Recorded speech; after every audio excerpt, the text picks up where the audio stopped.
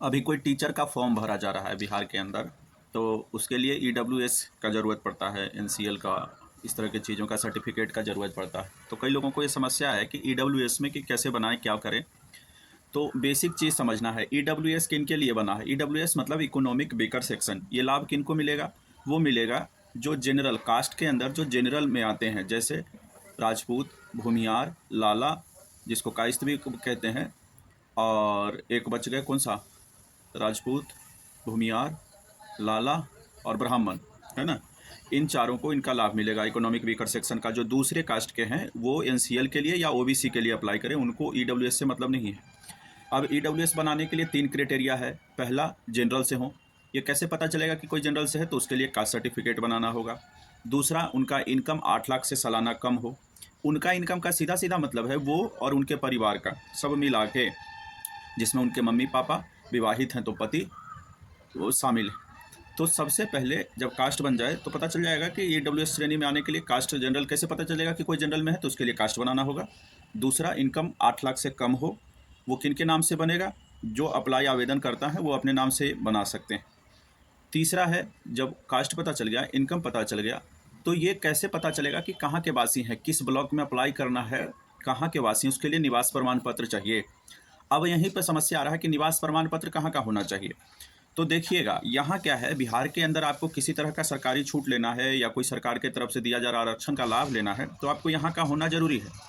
अभी पता कैसे चलेगा कि आप यहाँ के हैं कि बाहर के हैं? तो आपका निवास, अगर आप विवाहित महिला हैं तो आपको अपने पिता के यहाँ से हमेशा ही आवास अपने पिता के ब्लॉक से बनाना है, ताकि मूल रूप से पता चले कि आप कहाँ के हैं। लड़के का तो सब दिन जीवन भर एक ही जगह रहते हैं, सारा उसके अपने ब्लॉक, उसके पिताजी से ब्लॉक से बनेगा। लेकिन लड़कियों का ये है कि अगर महिला विवाहित है तो उनको अपना आवास हमेशा से, विवाहित रहें अविवाहित रहें, उससे कोई मतलब नहीं, वो सारा अपना आवास अपने पिता के यहाँ से बनाएंगे। अविवाहित महिला हैं तो उसके लिए कोई भी नहीं, जाति आय निवास सब उनके पिता के यहाँ से, उनके अपने घर से, उनके पिता के यहाँ से बनेगा।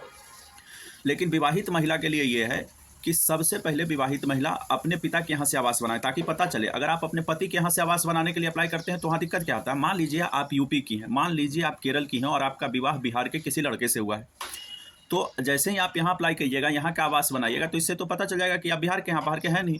तो सरकार ने इसीलिए कहा है कि अपना आवास आप पिता के ब्लॉक से बनाएं, जहाँ आपका जन्म हुआ है, जहाँ आपके पिताजी के हैं, जहाँ के आप मूल निवासी हैं, वहाँ आप अपना निवास बनाएं।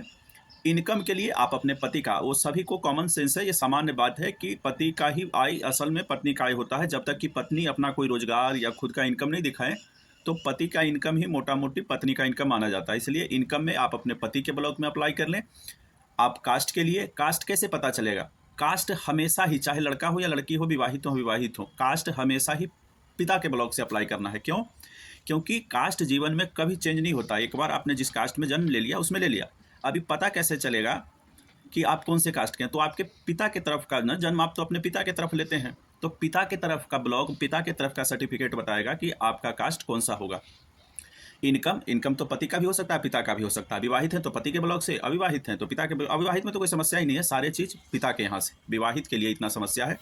तो फिर से ध्यान कर लीजिए, बता रहे हैं ईडब्ल्यूएस के अंदर जाति, आय और निवास, 3 चीज़ का जरूरत पड़ता है। जाति किसी का कैसे पता चलेगा? उसके पिता की तरफ से कहाँ उनका जन्म हुआ और वहीं से जाति का सर्टिफिकेट बनेगा। तो विवाहित हैं अविवाहित हैं कोई मतलब नहीं, आपको अपना कास्ट पिता के यहाँ से बनाना है।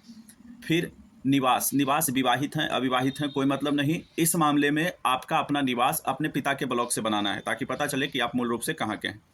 इनकम, समस्या इनकम में है। इनकम हमेशा ही विवाहित हैं तो पति के यहाँ से बना लें और अविवाहित हैं तो पिता के यहाँ से बना लें। जब जाति आय निवास बन जाए तब आप ईडब्ल्यूएस अप्लाई कर सकते हैं, क्योंकि ईडब्ल्यूएस बनाने के लिए 3 सर्टिफिकेट जरूरी है। ईडब्ल्यूएस आप अपने पिता के यहाँ, आप अपने पति के यहाँ अप्लाई कर लें। जो भी पति का ब्लॉक है, जहाँ का इनकम सर्टिफिकेट होगा वहीं का ईडब्ल्यूएस आप अप्लाई कर लें। इकोनॉमिक वीकर सेक्शन, उसी से पता चल जाएगा। आपका आय जहाँ से बना है उसी कार्यालय में ईडब्ल्यूएस अप्लाई कर लें।